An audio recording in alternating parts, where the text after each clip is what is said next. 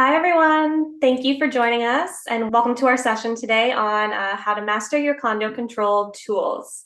My name is Colleen Huck, and I am the Senior Learning and Development Specialist at Condo Control. And joining me today is my fabulous colleague, Marian Scanga, who is the Senior Team Lead of Customer Success at Condo Control, and she will be leading us through the session today. Good afternoon. Thank you. So before we jump into everything, I want to go over just a few housekeeping matters with everyone on the call. So first and foremost, this webinar is being recorded. So a follow-up email will go out to everybody after the fact with a link in case you have to duck out early for meetings or you just want to refer back. Second is you will see a Q&A function at the bottom of your Zoom screen. Looks like a little question mark icon and a thought bubble. Please use that to send any questions you have throughout the session. And related to that, all attendees are muted. So the only way you can ask a question is through that Q&A functionality. So you won't have to come off mute at any point to ask a question. So feel free to type in there throughout the session and we'll review them in our designated Q&A period at the end. And finally, at the end of this webinar, a Zoom survey will open up in your internet browser to gather feedback. So if you have a few minutes, we would really appreciate if you can fill it out. Let us know what you thought of the session, any other topics you might be interested in or resources you're looking for. We definitely do look at all of your feedback and it helps us make decisions on topics and such going forward. So with that, I will go ahead and officially kick off our session for today on mastering your condo control tools. So today's webinar is resident focused, and we're really going to go over a couple of the core features that you likely use on a daily or semi-daily basis. So that includes service requests, amenity bookings, announcements, file library, and visitor parking. As mentioned before, that will be followed up by a designated Q&A period where we'll answer all of your burning questions. Hopefully we'll get through as many of them as we can. If not, when we send up a follow-up email, we'll address any lingering questions that we weren't able to get to. So a few things I do want to mention. We will be having kind of demonstrations of each of these features, and we've chosen to do them on mobile today. We know you're all busy, you're all on the go, and you typically use your phones for a lot of things. So we wanted you to really see the mobile experience, but do want to mention that everything we're showing can also be done on the web browser. So whether it's your desktop, laptop, tablet, even your phone, but not through the app, everything can be done in any of those places. So don't feel like you have to use the app in order to do what we're showing you today. I also encourage you, if you want to follow along in your own workspace, feel free to do so. You can pull up your account, look at where things are, familiarize yourself so you can be more comfortable going forward with how to use these features. As I mentioned, again, any questions, as soon as you have them, put them in the Q&A. You don't have to wait until the end. We'll review them at the end. And lastly, it is worth mentioning that your community may not use all of these features. So if you don't see something or you're not familiar with this, it might just be because it's not relevant to your particular space. So no need to fret. It doesn't mean something's broken. It just means your management team has decided you don't need to use it or you don't need to use it in that way. So if you do have questions about that or want more information about why things are or are not being used, please do follow up with your management team on those types of questions because it is up to them ultimately what you're going to use in your community. So let's go ahead and talk about our first feature, which is service requests. So I may as well start from the very top. What on earth are service requests? Another synonym I will throw out right from the beginning is work orders. I know that's a very common term used for service requests. So simply put, service requests are online submissions made to the management team for various services or repairs within your community. So what does that really mean? These are things that your management team would have to look after or should be aware of if they're a problem in your community. So some examples we have there on the screen: architectural change requests. That's a fancy way of saying renovations. If you want to knock down a wall in your unit, you should probably be running that by someone. If you don't want to accidentally cut a water line or a power line, there may be a whole approval process in your community. So that's a perfect example of something you would want to submit a service request for. On a much smaller scale, door lock replacement. I've had this before. My key broke in my lock. How do I get in? That is a service request. Both because management needs to know that my lock is changing for master key purposes in case of an emergency, and also someone needs to let me into my unit somehow. So that is a great service request contender. A very common one, common area maintenance.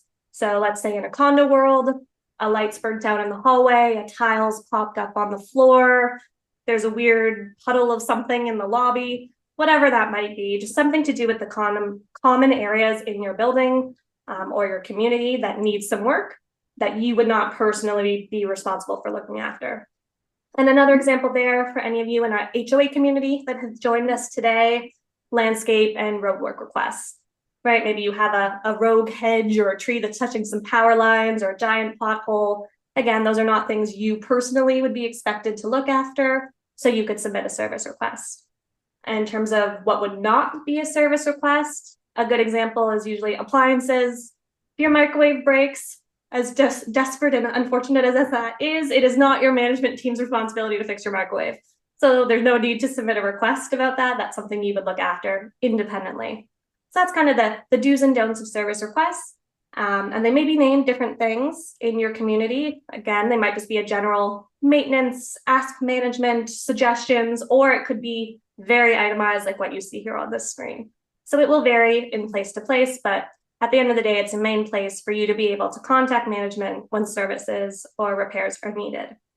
So with that, I will turn it over to Miriam to walk us through a scenario and show you a demonstration of the service request feature. All right, so we'll go through our first scenario. Our first scenario is you're heading into the elevator and notice the hallway light flickering every few seconds. The dim flashes make the long, empty corridors feel very unsettling, and you're worried it will burn out. You decide it's best to report it right away before it turns into a safety hazard, or worse, the start of your debut in the next Netflix horror film. Eeks. So we're going to show you how you're going to go ahead and place a service request. We're now showing you that mobile app experience. You will see large widgets, but as well as a left-hand side menu, and that left-hand side menu has all active modules within your community's portal, or we'll call it workspace. So if you want to click into the service request module, you have a few previous service requests that you've inputted, and everything has a ticket number associated with as well as the date. So if you want to go ahead and click on that plus sign icon, that will bring you to our next page. The next page you might or might not have enabled depending on your community. It's called an FAQ, and this basically allows your team, your management team, to put in answers to frequently asked questions. So you may see this. It is a function that can be enabled. If you don't, ultimately they would be the decision of the board and management to enable or not. But we'll go through the next step, which is click here to open a service request. It will then guide you to the drop-down menu to select what type of service request. And this is important. So again, your management team might have certain staff designated to these types, or just for general metric and tracking purposes, so they can ensure that they are putting energy to the correct area of concern. So let's go ahead and select the service request type that would be best suited for replacement of a common area maintenance. And then you'll be greeted with a few more details in regards to the service request type. So there might be things such as wait times or next steps, and that's where you can read it within that prompt in that blue text there. Further down, you'll have the subject as well as the description. And you don't need to necessarily add in details about your unit or who you are, because all of that is already connected to your account that you are submitting. Okay. This is just some sample text I had handy, but of course you would write something accurate. Absolutely, absolutely. Then you have a few more options such as permission to enter, which you can enable or disable depending if you need to give access to your unit. So this would be more for the condo towers or townhouses, not so much HOAs. And then again, you can specify, depending on the service request type, if there are custom fields that your management team or your superintendents need you to confirm. So in this scenario, we have a specific field that we want the resident to fill out in regards to where the service needs to be performed. So in this case, it's the hallway. You'll also see below that you can as well add any attachments. I'm a firm believer, pictures are worth 1,000 words. So if you can take a picture for management of what the issue is, attach it to your request, that way they can really action very quickly versus maybe having to call you to get clarity or have someone go and see it for themselves first. They're really able to start faster if you can give them as much detail as possible. So once you're good with all the details and attachments and any particular fields that are mandatory or not mandatory, you can go ahead and click send. From there, a notification will go out to your management team to have them review the service request and again, action depending on what's needed. And then all of your history will again live here on your dashboard. So you can see the status or details or any history of that request. So you're never kind of kept in the dark, pun intended. But then this way you know where you're at in terms of the request. Okay. Excellent. All right, so let's move on to our next feature, which I believe is our most commonly used feature by residents, if I recall correctly, which is amenity bookings. So what on earth is the amenity bookings feature? Amenity bookings, it's our online reservation and management system for shared spaces and facilities in your community. So what does that actually mean? Whether you're in a condo or HOA, likely there's certain things that you have access to because you're a resident. So some examples written there on the screen: a party room, elevators, guest suites, barbecue, pools. We've seen all sorts of fun things. Some of you have very cool communities in terms of what your amenities are. But the idea is it's something that may have some specific guidelines or restrictions around. There could even be a cost or deposit associated with it. So you can use the feature to book the amenity to ensure you have access to it at the time and the date that you need to, so there's no conflicts. And if there are any sort of payment that goes along with it, you can make that online, or if you are a community that maybe has to use checks, you have that option as well. And then management gets a really great insight into what amenities are being used, which ones might not be as popular as others. Again, a great way to track limitation numbers. There might be some things that you can only have X amount of people at one time. That way the system ensures we're not getting too many bookings. So that's really what the amenity feature allows. Theoretically, yes, anyone could go and walk into certain amenities, but please do not do that if they are something that needs to be booked in your community, again, for the purpose of managing numbers and tracking what's popular in case they want to decide on maybe we should get another barbecue because it's being booked a lot by our residents. They can pull those kind of metrics through this module. So if they don't know you're using it, they can't make changes accordingly. So great way is to use your amenity booking feature. So with that, I'll push it back over to Miriam to show you a demonstration and go through the next scenario. Excellent. So scenario 2, and this one hits home. You're making dinner, and after a few glasses of wine, your husband casually mentions his parents are arriving tomorrow afternoon from Indianapolis. The place is far from guest ready, and management office is already closed. You grab your phone and reserve the guest suite, hoping it's still available for a last-minute booking. And we'll jump onto the app. Again, you can access the module from the left-hand side menu, but it will be available within the large widget. Here we are. And so again, you'll see previous or pre-approved bookings if you have them, and they'll be there on that upper part of your dashboard. To create a new amenity booking, again, you're going to use that plus icon, and that will bring you to the next step. So here on this community portal, we have multiple different options for bookings, but we'll use the guest suite as our to match our scenario. So in this case, our guest suite has a daily rate of $150 with a security deposit of $500. At the top, you'll see an image of the amenity, if there is one. You'll see details of the guest suite itself or whatever amenity that might be.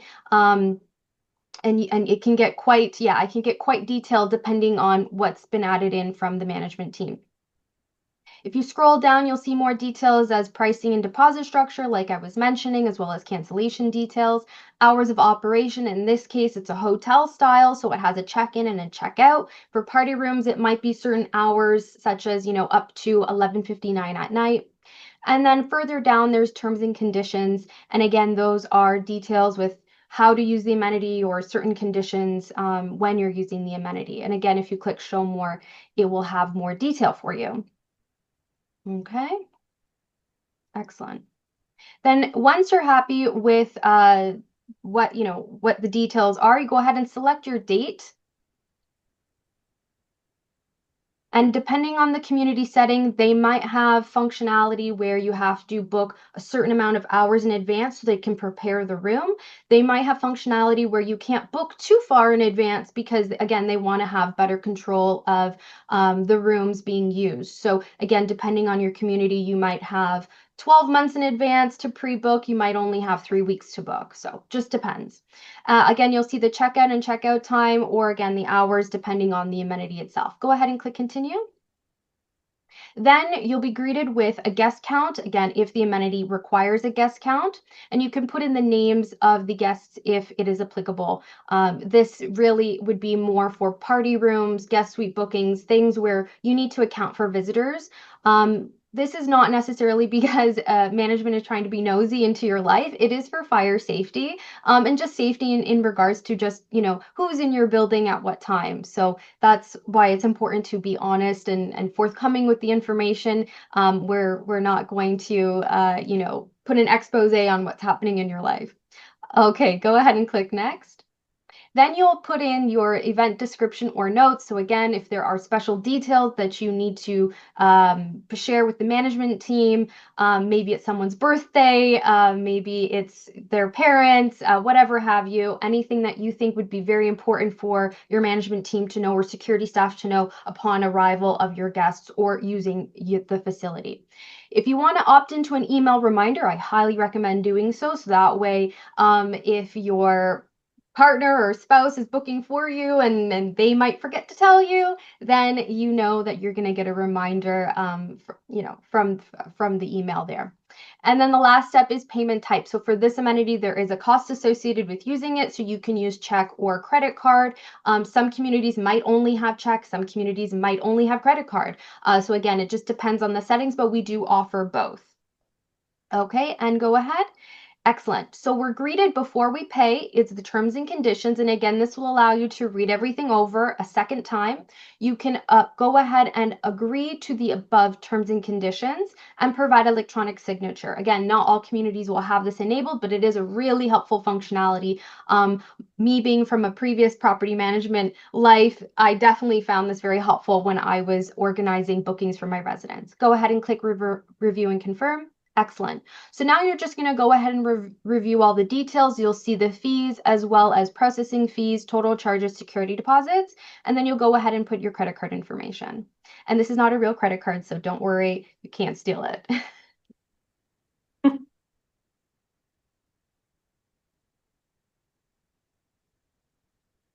Oh, see, real life.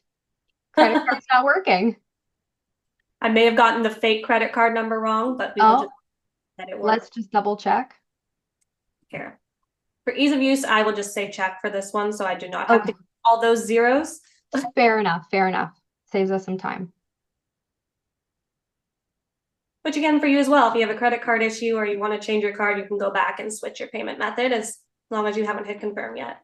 Correct. So in this case, obviously, because there's check, the fees and deposit structure is similar but different, and because there's no transaction. So go ahead and click confirm booking.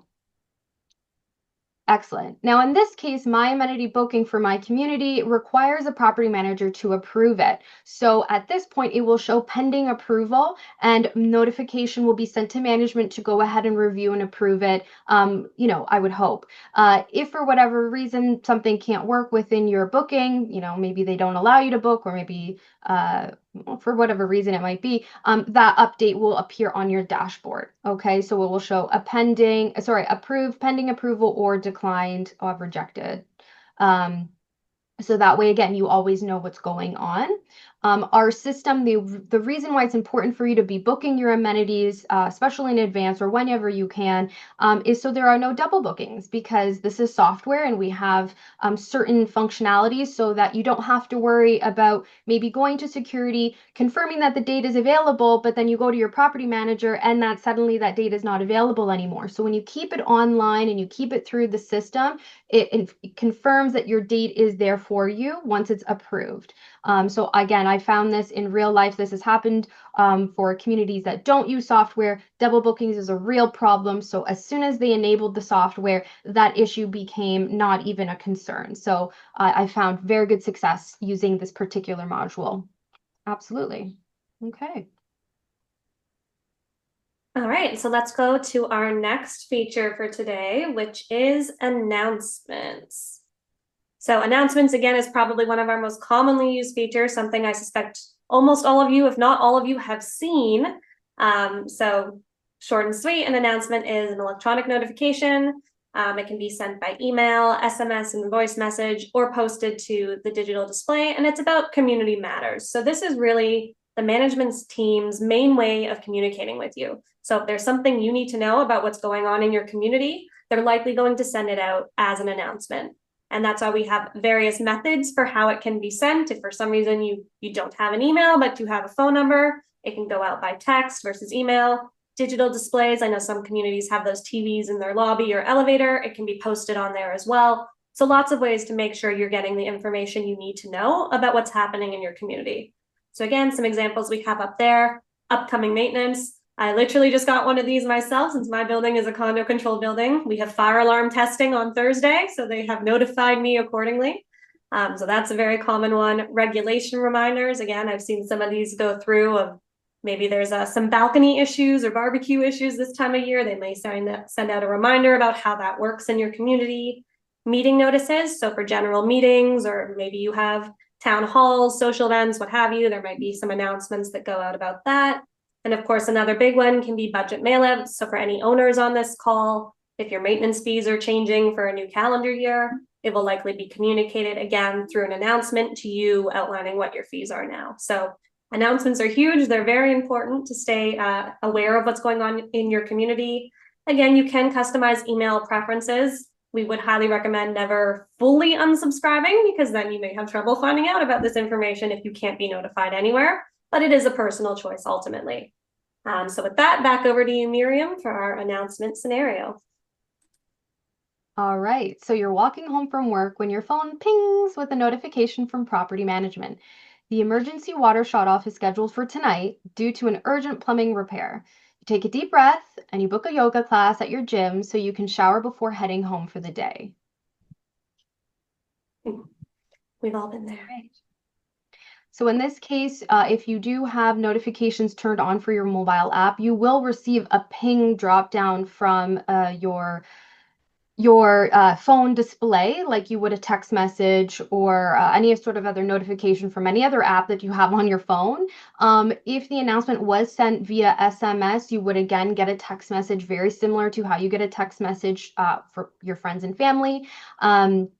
But we'll show you if you were to have missed maybe that ping, or maybe it's an announcement from the past, you can go into the widget again through that left side menu or that main widget, and you'll see current announcements that have been curated for you. So again, a part of the portal, the workspace, I should say, your property management can also help curate content so that it is only applicable to you, which is why we want you to stay subscribed to announcements. I know all of us get millions of emails a day, and you know, a bad email about water being shut off is the last thing I want to see. But it is really important because your managers are sending you out this information. So you'll see the current announcements here. In this case, the water shut off is pinged right up there.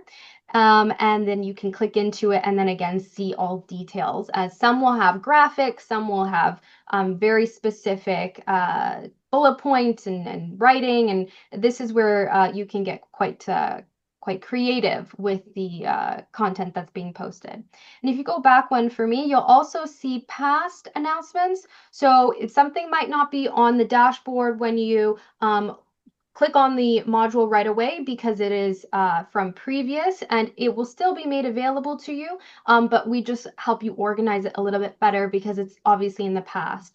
If you wanted to also switch over to the last icon, which is all, this is every single announcement that has been posted from your occupancy period. So as you can see, you have, announcements from 2022 if needed. So it's very, very helpful.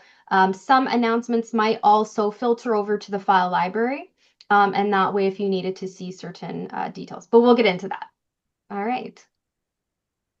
What a perfect segue to our next feature, which happens to be the file library.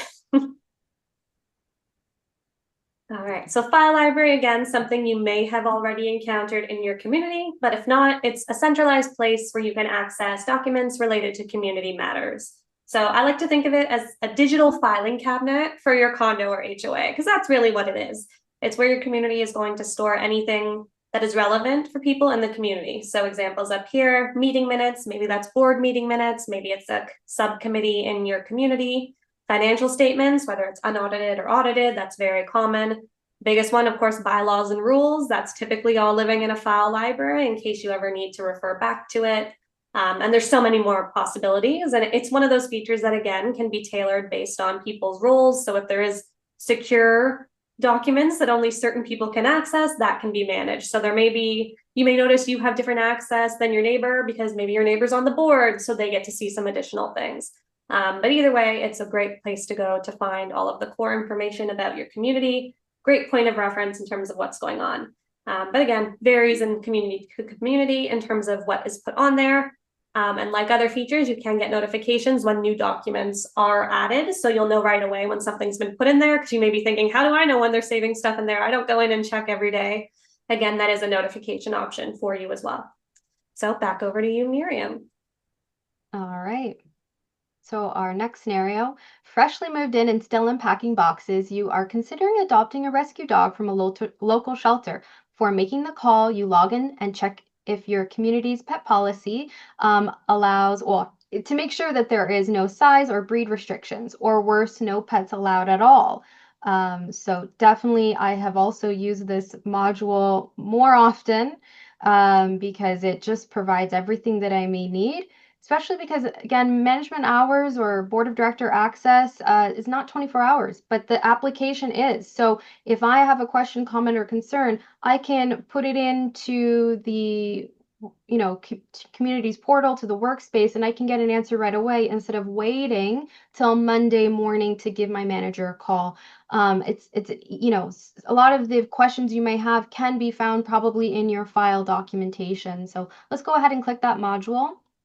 At the top, you'll see recently uploaded documents. So whether it's a PDF, Word document, sometimes they're in Excel, it's all sorts of documents can be uploaded. And then you'll see further down files and folders. So some files might be loose and just out there in the open. Others might be contained within a folder. Every folder does have permission. So that's where Colleen mentioned you might not have access to certain folders that maybe your neighbor does. So if we want to go ahead and click into the file itself, you will again see all of the different documents for review. And then you can go ahead and see, the bylaw or rule that's related to your community.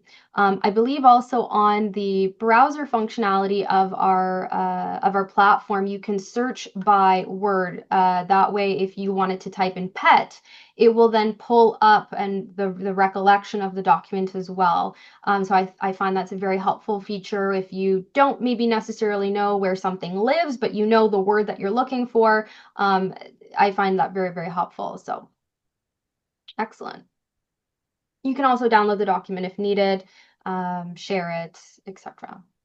Thank you. All right, so with that, we will go over our last feature before we move on to all things Q&A, which is visitor parking. So this feature, I will say in particular, is one that you may or may not use in your community. Some rely on it heavily, some don't use it as much, depending on what the parking situation is. But in the event that you do have it, visitor parking is an online booking system where you can reserve visitor parking spots for your guests in advance. So these passes could be paid, they could be free. It really depends on what your community has configured. There's a lot of customizable options here in terms of what they allow. Could even be different fees for different areas if it's underground or above ground. There's all sorts of different options. So some examples again on the screen, could just be a day pass, an overnight pass, or as I said, there may even be a paid parking pass, depending on what you need to do. In some communities, this might be managed by security. I know in my building, for example, we do use this feature, but security is the one that books it instead of a resident. So again, if you don't see this, that may be the case in your building. But there are also a lot of communities that do let residents go ahead and book this themselves, since who knows your guest plans better than you do. So that's kind of the idea behind visitor parking. Log who's coming, get them a spot so you don't have to worry about them circling the block, not being able to find somewhere to park. And again, in case of any sort of emergency, like Miriam mentioned before, if there's a fire alarm or something, it's another way to know who's in your building. So with that, over to you, Miriam. All right, our last and final scenario on a very lighthearted note. You're all in the toilet and your best friend texts to say they're on their way over for an impromptu movie night, knowing that they'll be driving and that movie nights always end with them falling asleep on your couch. You book them an overnight parking spot by the elevator right before they arrive. We've all been on our phones in the bathroom. We can't pretend. Yeah, we can't. I just couldn't. We're real life here. We're real life. All right, let's go ahead back to the mobile. And you'll go ahead and click on the icon that says My Visitors. You'll be greeted again with that dashboard that will show current or expired visitors. In this case, my app here has quite a few. You'll see details of arrival, the permit number, when it expires, their vehicle, license plate, and comments. You can print the permit or email the permit if needed. Some communities might not even need you to provide the permit on their dashboard. Ultimately, it will depending on the community, because this system allows for security to run reports on the back end. So they might not need you to actually do any further action other than just create the permit in itself. So let's go ahead to that plus icon again, and then you'll put in your visitor's name.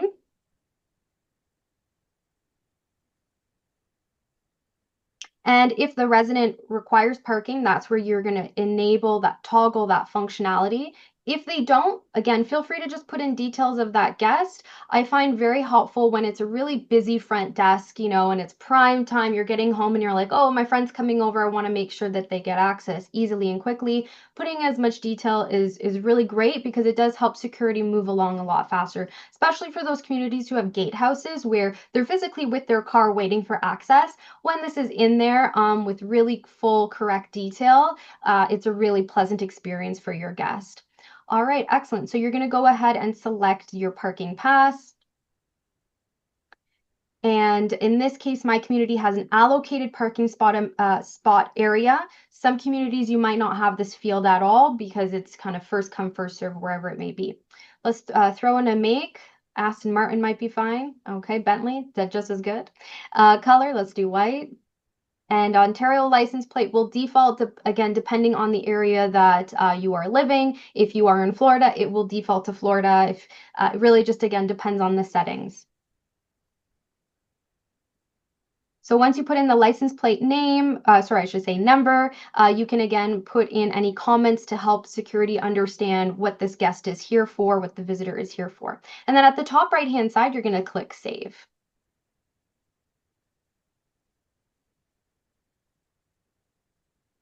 From there, security will get a notification that, again, a visitor has been created. So then when that visitor does arrive, they are ready for them. You will see a successful notification indicator, and then your permit, your active permit will be there again on your dashboard. So whether you need to download it, email it, or just have it available, screenshot it to your bestie and have them show, I'm pre-approved here. It's all there for you. Okay, excellent.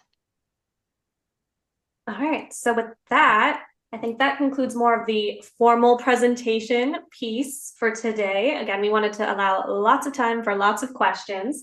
So I will go ahead and open up the Q&A period. If you haven't submitted a question yet, feel free to do that in the Q&A widget. As I said, we're going to try and get through as many of these as we possibly can. And again, we just showed, 5 of the most common features today, but of course there are many, many more that you also have access to. So let's start taking a look through all of our Q&A options here. Let's see. I think the first one that I see, Miriam, which actually is a great question, is about access. How do you get the mobile app? Yes, yep, that would be great. There are two ways. You can go on the App Store through Apple or through your Android. Same with tablet if you have Microsoft tablet or iPad. Richard, if you can throw in the chat there, thank you so much. We're gonna send you links on how to download the app onto your device. And then the process to log in will remain the same. It will ask you for your email on file as well as your password. If you've forgotten your password, you simply click I forgot password. There's usually a bottom font indicator. You can click on that and it will allow you to reset your password. And you may ask, well, what email address is in the system? And this is usually the email addresses that you're getting sent the announcements from. That's the email address that's on file. Now, if that needs to be changed, ultimately you will have to speak to your management team to get that updated, unless some communities do allow permissions for the residents to update it themselves. So it just depends again on how the community's portal is configured, but definitely it is important to have up-to-date email address, phone number on file for just safety purposes, right? We want to make sure that the information is current. Great question though, for sure.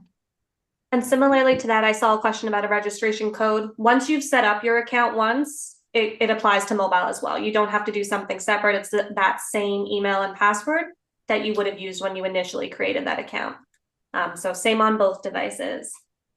Okay, lots of questions about service requests first. So the first one I'm seeing is, are service requests different than unit maintenance requests?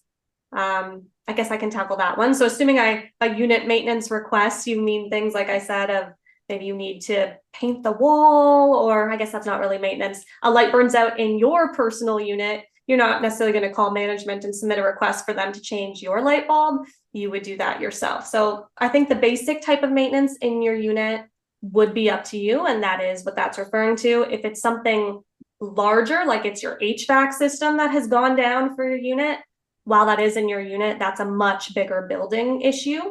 So that's something where a service request would likely come into the mix. Anything And to I add? would say, yeah, and I would say it also just depends on the relationship within the community, right? If you are a tenant within a condo, which you have a landlord, that type of request might be different than if you are an owner occupied. If you are in a tower versus a townhouse versus an HOA where it's a freestanding physical building. So ultimately, you will need to speak with your management to just understand how that relationship lives within superintendent or maintenance services. But we have all sorts of communities. So actually, Colleen, there are services within some of my communities where they do change light bulbs. So ultimately, just take a look at that drop down list and see if that matches the request that you're looking for. And I did see a question here to say, well, what if that service request type is not listed? Try to allocate the one that you think best serves it.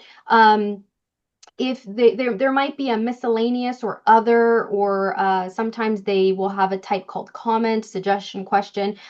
Might be okay to submit the type through that, but I definitely recommend just trying to allocate the request that better matches. So if it's a plumbing request and all you see is common area plumbing, throw it into there because at least it's pretty similar. At least we know the trade that is responsible for it. Same like electrical, whether it's common area or in-suite, at the end of the day, electrician will still probably need to be called if it's electrical, so we'll throw it into there. So your community might not have the most perfect examples in terms of types allocated to your exact needs, but I think if you can allocate the type to something that is similar, that's a great start. Again, it helps management just allocate resources quickly and accurately to resolve the concern. Yeah, and similarly, again, there's a lot of questions on here about those drop-down options. So there are a series of out-of-the-box options that will be there on any new community, but it is up to property management, building management board, whoever manages your community to decide if they want to update those, add new ones, change the names of them. So that would be who is responsible for setting those types. Similarly, if there's an option for general inquiries, I do believe that is one of our preset options. Mhm. Again, it's up to your community if they want to keep that, if they change it, but that is a good option to have one that could just say suggestions, whatever it is that people could use for more of those general items versus a specific repair. So that is an option that can be set up in your community. Again, it is up to your management team to decide what they want to do and what makes the most sense for your needs. And I'll just add to that, the benefit of using service request via instead of phone call or email, and again, this is just from my personal experience. Phone calls, you have to get your manager or the security staff right at the right time for them to answer, or you're leaving a voicemail. You don't know if that voicemail is going to be checked till the end of the day.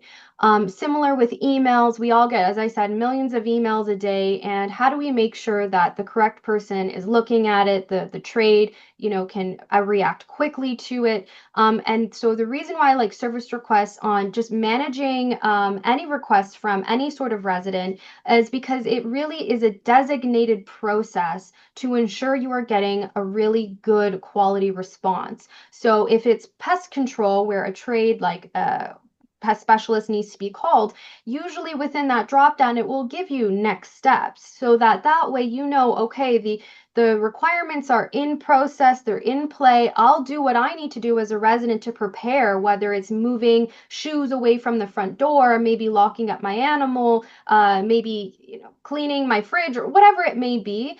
It just allows not only a designated area for management to ensure that they are keeping track of the tasks, but as well, you are also usually prompted to prepare for certain things. So I really do like it because it serves a very formal process without things getting lost. Things might get thrown to your junk mail, or like I mentioned, you might not get a chance to actually talk to the manager. So putting in a service request ticket ensures that your concern has been heard, or will be addressed, because you have a ticket associated and you'll get all the updates when they respond. They might give you a call regardless, but at least you know that there is an action that can be taken with that, and many eyes can have access to within their team, right? So if you have a superintendent, security guard, management, that's three people that can help you out in the span of one request versus calling, emailing, calling again, emailing again. I find that can be very tiresome for my residents. So definitely, I would say your first point of contact, throw it as a service request, and you'll probably see very quick results. Yeah, absolutely. Some of the last questions I'm seeing, at least at the top of the list, to do with service requests, since they seem to have followed the order of our slides, Mhm. is who sees them and who's getting notified. Great. So nothing too technical into the back end side. We do have a whole user group system in condo control, and permissions by group. So your building and management team would kind of get to decide who is in what group, what permissions they have. So if they've been assigned to service requests and been given permissions to view them, they will get the email notifications about them. They will be notified. So if they're in your unit file, they're in a group, they've been given the right permission, they're going to be the ones that get it. It doesn't have to be the entire management team. You can assign to a specific service request. Maybe door lock, you want to go right to security because they're the ones in the moment that have to deal with it. That can be set up in the back end, and then they would be the one to get the email. So it's not always just a one person that gets that email. It can be a couple of different people. But again, it all depends on how you individually configure it. So there is a lot of functionality around there to make sure the right people are getting the right information at the right time. Okay, now it seems like we have our block of amenity related questions. The first one, Miriam, maybe you can answer this one about book a recurring weekly booking for common areas. I know this is a frequent question, so I'll let you take this one. Yeah, fair enough. Right now, in terms of the setting, we would ask you to do it when it's needed. So if you have a reoccurring booking, just do it manually the way that you are doing it now. We are looking at, and we are always collecting feedback to make that process better. So absolutely submit your feedback to our feedback form. You can find that icon at the top right-hand side of your portal.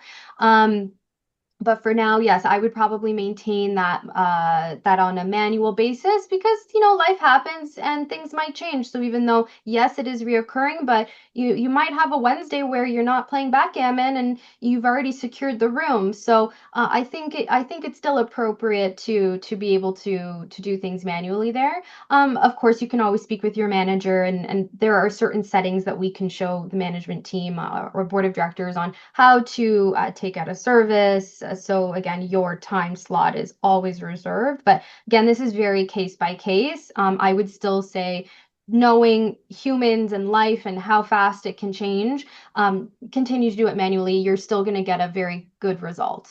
Yeah, absolutely. Very popular question and on our feedback form as we speak about recurring bookings. So hopefully one day. Absolutely. And this is why we do these things to get, real life feedback. So it helps us build a better product, right? We're always listening. Absolutely. So I see, how is amenity booking used to manage pools? I'll give my example, and if Miriam, you have a separate one. I know this is very common in a lot of HOA communities, for example. They may have multiple pools within the community that they need to manage access to and need to manage how many people are in it and know how many people are bringing guests. So that's a way kind of amenity bookings can be used there. In the condo context, I mean, not that I want to say the dirty word COVID from days of old, but I know when there was a lot of limitations around amount of people in a space, that's when things that maybe normally wouldn't have needed to be on amenity bookings, like a gym or a pool, got shifted on there because they needed to enforce, again, capacity limits on a space. So that's probably the most common reason around capacity. Miriam, anything to add to that No, one? yeah, I would agree. It's just about trackability, right? So there will be some examples that might not be applied to your community. Uh-huh. All right, it looks like now we're at our chunk of announcement related questions.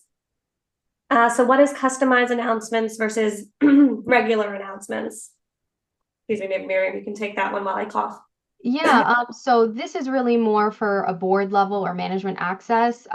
You can create custom or regular announcements. The only difference is one allows you to create a template that you can use over and over and over again, versus regular is basically starting from a blank slate. But if you have questions in regards to how to utilize the announcement module as a board member or manager, we definitely have tons of user guides that we've put together that will show you step by step, or reach out to your customer success manager, or even better, reach out to support. We have a team that can help, again, train or teach you on certain features. But great question for sure. But it is a little bit more specified for an administrator role. Let's jump to the next question. Yeah, so the next one, again, similar to when we were talking about service requests and email notifications. This one's about how do you provide board members access to create announcements. So it's the same thing. It's all about your user group permissions on the back end of the site.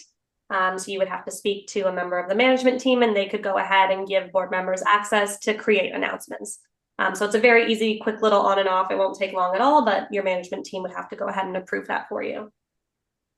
The next one, is it possible to import unit-specific documents like ledgers that would be viewable only by specific groups and the unit? Would this fit into file library? A great question. I'll take it. Short answer is yes. I think we have other functions and features that I would probably suggest you reach to your customer success manager or the support team on where to allocate those documents, because we do have certain areas within the unit file which are unit and user specific that I would probably suggest are a little bit better places, but ultimately it depends on how you want to organize the information. So you can have things saved into the file library, but I would say probably for those that are a little bit more confidential, very much unit specific, I would probably save them within the unit file itself. Again, there's a lot of functionalities on the unit file that are strictly required for administrative use only, versus a resident profile. Your limitations are, to showcase the information that they have on file about you, such as name, phone number, email address. Emergency contacts is a big one that actually I will highlight. If you have not done it, please make sure to include at least one emergency contact in your profile, because you'd be surprised, in an emergency, it is extremely helpful to have just that one person to help just communicate. Again, whether it be an HOA or condo. Unfortunately, I've definitely had to use that as a manager in the past, but I was so grateful that the resident was forthcoming with that information. All right, so the next two questions related to announcements again, I suspect might be coming from some board members in the room here. So a question about attaching a flyer or picture instead of text in the description field. There is an option when you're, creating an announcement to insert an image. I will say varying results in terms of what that's going to look like on different devices. The better way would probably be to attach it, because you can have attachments to an announcement that way when they're clicked, it goes full screen. It looks a lot better. So that is an option. And similarly, there's a question about how to tell how many texts have been sent and if you're close to your maximum. Again, I know that must be a board member or PM here in the group. So that would definitely be something that I believe you can keep track on the back end. Miriam, maybe you can comment on that piece. Sorry? Keeping track of how many text and voice messages you have Yes. left. Yes, it's through the setup. There's a certain functionality within the announcement settings that you can see. If you do need to increase your package, definitely reach out to the support or CS team, customer success team, and we can help help decide, what that next best package is, depending on the size of the community, how many announcements via text and voice you are looking to send out. Start small, but then your community might need to grow, especially if it's, going to be a very busy time. I, again, have found it extremely helpful, especially with weather warnings. It is hurricane season for a lot of our residents on the east side of our communities. So, I found it just extremely helpful being able to just send out a quick weather, hurricane reminder or notice about keeping your, all your outdoor items, buckled down, or road closures, things like that. So really, really great tool. But if you find that you are going over your limit, just reach out to our team and we can take care of to see what package might work best for you. Yeah. All right, now I'm seeing two questions again, service requests related, somewhat similar, so maybe we'll tackle them together. So the first is about checking the status of previously submitted service requests. So if you recall, when we pulled up mobile, you could see a list of your past requests. They were listed there on the screen for you. So you can click into them at any time and you see the full history, records, and details. So you'll see any comments made by management, whether it's by you or by them. You do, again, get notifications when updates are made to your service request. But anytime you go to the service request module, you will automatically see a dashboard of all of your service requests. Open, close, pending, they will all be there and you can see the updates. Similarly, there was a question about how do they know which ones have been open the longest? On the management side, yes, there is it's a cute little like hourglass icon that they see beside every service request to let them know how long they have been pending. And if there's reminders set for that specific service request, they also will continue to get notified by the system of, hey, this one's still open, this one's still open. So they do have a way of knowing which ones have been open longer or shorter. They can filter by that on their end too. So you don't have to worry about it getting lost in the mix. They are aware. Let's see. Oh, this question, again, this can be a Miriam question if you have some tips. What does it take for the management team to implement visitor parking? I have asked several times. Fair enough. I would say reach out to your board and see. There might be limitations to how your visitor parking is used within your community. There might not be a good fit. So there might be a reason why, but if you do think that your community would be a good fit for the module or any modules that you've seen, definitely, reach out to the board, reach out to your management team, put in a formal request. Actually place a service request, and that way you have a history record with time and date stamped as well as status, so you know that your request has been submitted and reviewed and put onto that board agenda. So yeah, good luck to you on that. We definitely would like to help you. Absolutely. Again, related to parking, I saw a question about, I have to do this through the city of Mississauga. Do I have to do it here as well? Assuming I'm interpreting that right, some buildings don't use our visitor parking feature. Some may just use Green Key or whatever other system it is for booking parking. So if you've been giving other instructions to use a different system entirely, then that is the system to use. You wouldn't have to go and duplicate it here. It's more likely that your community is using that instead, which some do. They rather have it be, municipal locked or something managed by them, so they don't have to keep track as much and deal with tickets and whatnot. But if you haven't explicitly been told to, book something through the city, and instead they have it being managed through our system, then you would book it there instead. But there shouldn't be a reason to have to book it in both places. Let's see. When you send a notification on common elements, can it be sent only to property managers and to the superintendent as well? Do we have this feature?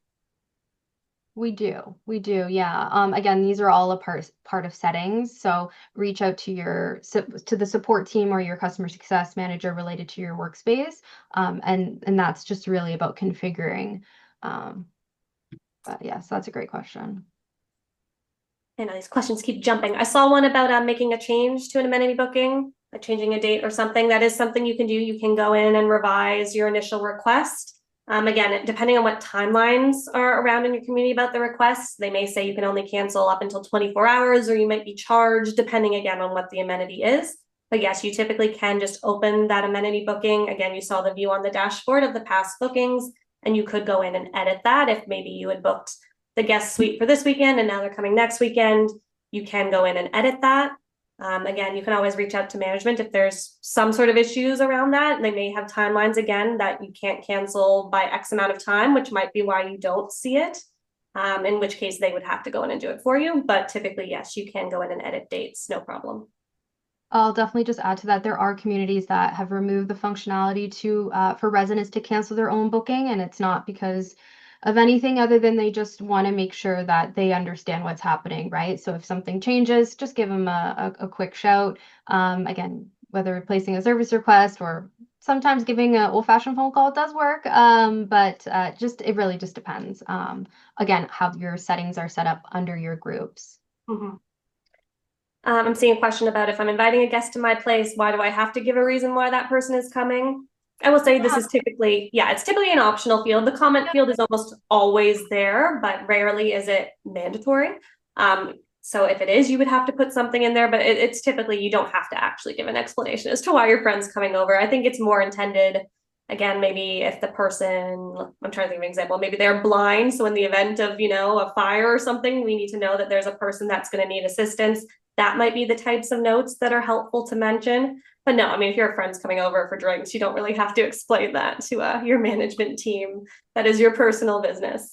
Being on the security front end, having, being a part of a busy community, I've seen, again, you don't have to, but it's very helpful. Like if you have a guest that's be coming with a lot of bags, maybe they are, doing some crafting with you and they're, having a ton of Michael's bags in their hands. Again, depending on your security, maybe you have a concierge that can prepare one of the trolleys, right? So it ultimately depends on your comfort level, but I have definitely seen a very good experience for my visitors when my residents can tell us what do they need when they arrive, so we can make sure they are welcomed very warmly, prepared with maybe what they need. So depends on the community, depends on what type of security or concierge services you have. But I've definitely seen if you can provide security with a little bit of detail, if it's required, it does make for a very pleasant experience. So. Okay. Another question here about does the search work on all documents and what format should they be saved into? Miriam, do you want to address that one? I'm going to say PDF is probably going to be the most popular. Very few save it in any other type, but PDF is probably going to be your most popular function. You can search via PDF. The only limitation right now is when you search via PDF, it has to be a true PDF saved from a Word document or saved from a text document and not from, let's say, a scanned document, because of course, the way that the computer reads the words is through like a Control F type function. So that is a little limiting where if you were to scan in documents, and I know there are declarations from the 80s where you scan them in and they're on a certain font text and whatnot. If you have a digital version of those saved as a PDF, that's going to give you a better use. Yeah. So yes, you can upload any sort of file format you want, but in terms of reading it within the search context, something like Word, PDF, those kind of things are your best bet. Would replacing a window screen be a service request? The windows are part of the common elements. Yes. I would say yes. Again, it might depend community to community, but I would say something like that. Anything to do with windows tends to go community at large. So I would say yes. If you're in doubt, you can always ask someone from your management team.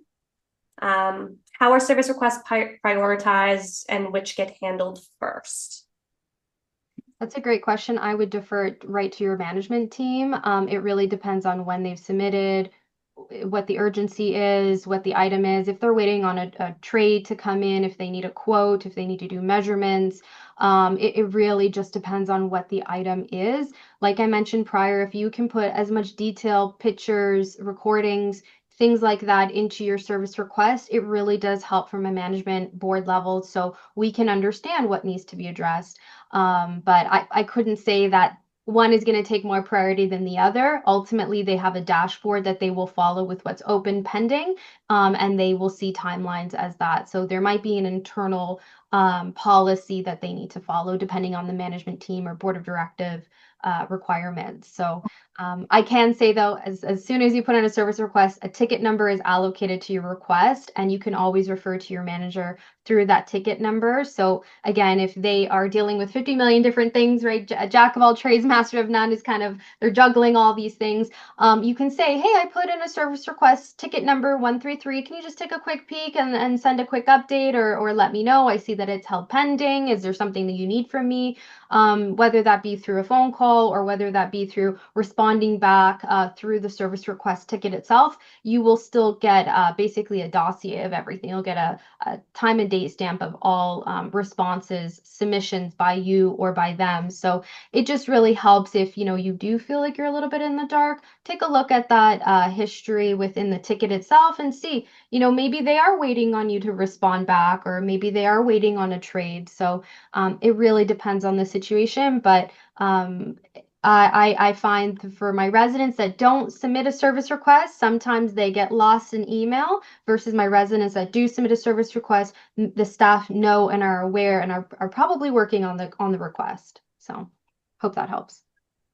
Okay, so I know we're at time, so I think we'll just answer one final question, then we'll wrap up here because I know this is a very common one. So there's a question around security deposits and how they get handled using a credit card when you're booking an amenity. Does it get charged, refunded, pre-authorized? So Miriam, do you quickly want to address that one before we wrap up? Yeah, absolutely. So when an amenity, so there's two functions that can be had, but I'm going to say the most popular is that when you book your amenity, you need to pay for the amenity right when it went during that entire process. So when you book the amenity, you will be charged the booking fee. So in our example for the guest suite, it was $150. You will be charged at $150 plus any transaction fees allocated through our third-party platform for a credit card. If it's via check, obviously it'll look a little different, but that fee will be required right then and there. And then that security deposit is held pending until the booking begins, and shortly after that booking is in play and it's happening. And the reason why is because we need to make sure that the amount is available to the corporation or to the community or to the HOA. If, let's say, damages were to incur, the team can then go ahead and pull the funds as needed to make sure that they can correct the damage that has been done. So the initial booking fee itself will be charged right then and there that you submit for the request. And then the security deposit is held pending until the day of the booking. And at which point, once the booking has been completed, those pending monies will be automatically released. So you don't have to go to your property manager to say, hey, you need to give me back my money. It's just a pending payment. It will be automatically released once they've, gone and done what they've needed to do in terms of inspections or things like that. There might be some communities that have a pay now or book now, pay later option. Again, this is a setting within condo control where if you are booking 12 months in advance, maybe you don't want to put up the money up front. There is a setting available to do that. I would say, though, most communities don't choose that option just because, of course, it's going to be better for the community that the person who wants the booking pays for it up front. We know that there's a commitment there. And then that way, when it comes to deposits and things like that, like I said, the monies are simply held pending. They're not totally pulled. And again, the reason why I like using credit card for my amenity bookings versus check is because when you have check, usually they need a certified check. And that means the monies are being pulled immediately for holding that amount through the bank. So at least with the credit card, there is a little bit of leeway between the actual credit that's being held and the money that you have available to you. So I do find it helpful if, you know, you wanted to book your party room and there's a $500 security deposit, but then you also want to go to Gucci and buy a new belt or buy a new bag. You're not going to be totally stuck having not having the monies available to you. So I do definitely like the credit card function for that. Plus, we all get our points, right? So can't be bad to collect points when you're doing amenity bookings either, right? On your credit card. So essentially, it is kind of pre-authorized. It really comes down to timing. I will say, if Yeah. you're paying months in advance, deposits, they usually check 7 days before the event date. So if you book this 5 months from now, that money's not going to be held on your account for 5 months. The deposit piece will not be held for 5 months. It's going to show up again much closer to the actual event date. But it does vary bank to bank. We have a lot of user guides on this too, with scenarios and examples that could be helpful to look at. Absolutely. To wrap up here, because there were a few final questions about exactly what's on this screen. We want to thank all of you for participating, and thank you, Miriam, for being our fabulous guest speaker today. In terms of upcoming webinars, you can find those on our page, events.condocontrol.com. We do periodically run webinars, some for residents, some for boards, some for PM. So I know some of you were asking about these back-end settings. There are topics that will deal with that too. We try to kind of do a wide variety based on what everybody needs. In terms of additional resources, we do have a lot of user guides and training videos available on all of the things that we're talking about, and those can be accessed at support.condocontrol.com. Again, they're filtered by audience too, to help you find the things specific to what you need. And as mentioned at the beginning, this recording will be sent out to everyone, so you will have access to it later. And I did see one little question at the end in terms of features that are coming up. You can see about all the changes that are happening in our system as well on the support site. We have a product release section on there where we update it weekly with everything that's been done in terms of improvements. Big features are usually sent out by customer success managers to let you know what's coming. So I know there's a lot of mobile parity work coming, so I think that might be the exciting thing for everyone on the resident side. If you've noticed some difference between what you can and cannot access on the app, that might be something to look forward to, but you can always find updates on that page. So with that, thank you all again for joining us today. It was our pleasure, and we hope that you have a good rest of the day.